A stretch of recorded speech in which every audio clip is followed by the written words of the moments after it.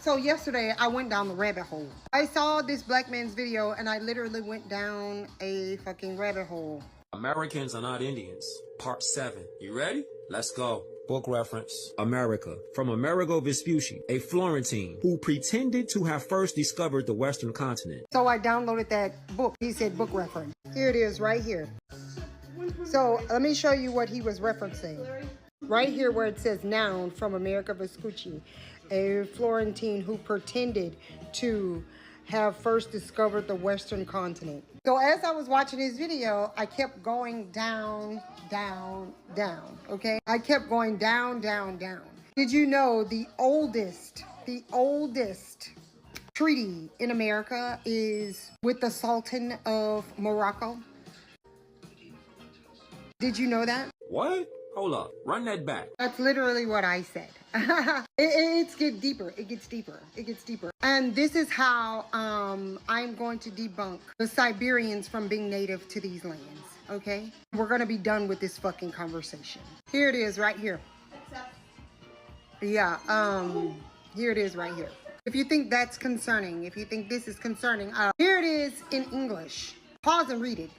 Pause and read it. It says at the top, United States of America in Congress assembled by the commission bearing the date of the 12th of May, 1784, thought proper to constitute John Adams, Benjamin Franklin, and Thomas Jefferson, their ministers. Read it, okay? Pause and read it. But there's more, there's more. This is at the Library of Congress. This is the actual treaty in Arabic. Here's the actual document. The actual document. But it gets deeper. It gets deeper. Yes, the statement is correct. The oldest treaty signed by the United States government is with Morocco. So all of the black people that were screaming that this is Egypt, that we are Africa, this is Africa. The dude that posted this was absolutely correct, because we were the Nation of Islam. We were the Nation of Islam. So let me continue dropping you into this hole, okay? I want y'all to pause and read this information. Like, it's 230 years old. America's 249 years old. Like, this is the Sultan.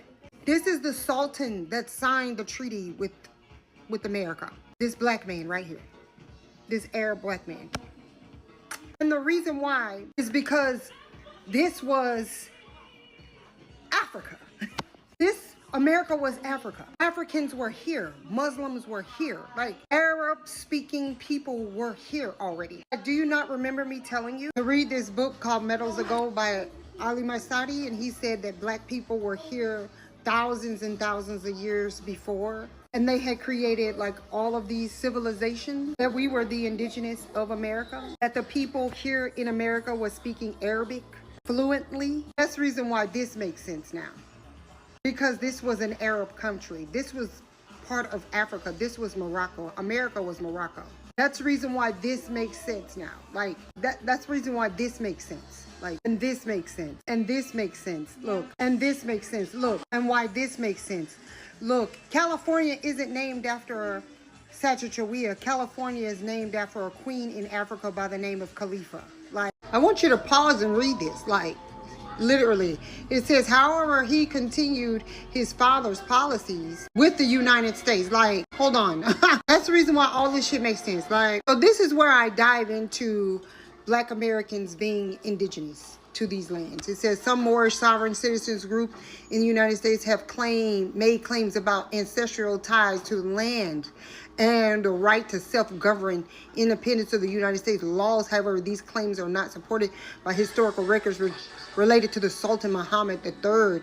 The treaties the United States signed regarding indigenous people in the Americas were various native group nations, not with Morocco or its representatives. If you look right here, it says the U.S., which created influential Moorish American communities in 1780, Charleston, South Carolina. Ain't that where the Negroes are at? On December 1st, my birthday, 200 years ago, just months until his first term as president, George Washington wrote a letter to the Sultan Abdullah, formally extending the thanks of the United States for the Sultan's important marks of your friendship for them. He added, "It gives me pleasure to have the opportunity of assuring your Majesty that while I remain at the head of this nation, I shall not cease to promote every measure that may conclude to the friendship and harmony which so heavily subsets between the Empire and the United States." This is where I'm going to fucking pause. And I'm going to revert back to this right here,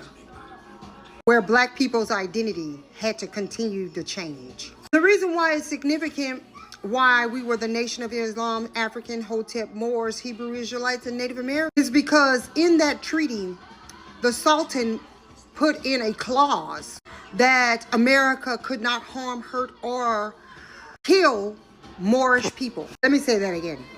In the treaty, America could not harm, hurt, or kill Moorish people, or the Moroccan government would take action.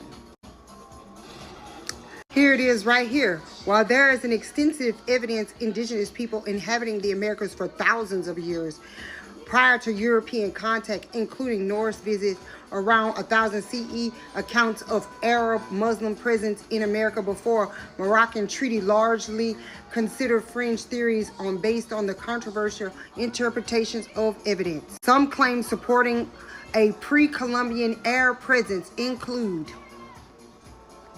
read. I want you to pause and read. Right here where I'm arguing with Matthew, Mesoamerican religion symbols, Mandinka religion symbols for West Africa, which is some diffusionist attribute to African contact. Pause and read it. And it says it right here. Arab indigenous population in the Americas before treaty was signed. We were in fucking Africa. This was Africa. Here's the treaty. You can literally go up on the internet and it has the whole damn treaty. The entire fucking thing. I'm going to bring you right here to where it says, it does not explicitly state one cannot kill a Moor. It does outline that if an American citizen were to kill or wound a Moor or vice versa, the law of the country where the incident occurred would apply, assuring equal justice with the respective culprits present at the trial. Can't make none of this shit up, bro. So I'm going to bring you back to the book of Ali Masadi, where it says right here, Aswan, who crossed the Atlantic Ocean, made contact with people on the other side, returned the year of 889. Ali Masadi wrote, word right here where my head is. Aswan is a male Arab given name that means black. Also used for the people, black complexion, Aswan, gender, male, language. This is our country. There's evidence of us everywhere. Everywhere. And this is the reason why they don't want us to wake up. Because we're coming back to reclaim it. And I want to thank you so much for joining my TED Talk.